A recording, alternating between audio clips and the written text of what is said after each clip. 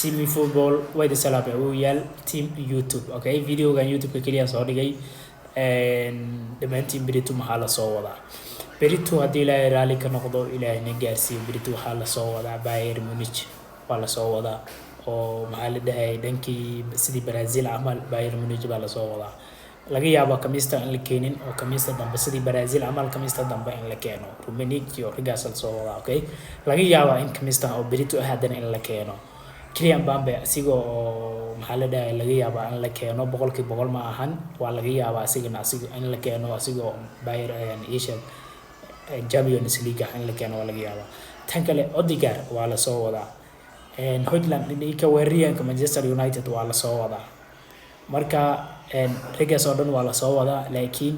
Bayern Munich waa la soo wadaa ayadana laakiin lama dhigi karo waa berito laakiin waa la keeni doonaa laga yaabo kamista in la keenin oo kamista dambe in la keeno sidii oo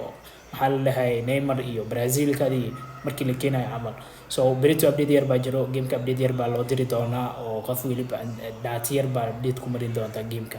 marka imaamada subscribe-ka like videogan like-tiisa zaid u kala kiciya marka insha Allah berito gameka waa la soo kala kicin doonaa mid kale xitaa waxa la soo hagaajin doonaa berito waqti badan baa qaadan doonaa gameka in la soo sii daayo waayo waxa kale la soo hagaajinayaa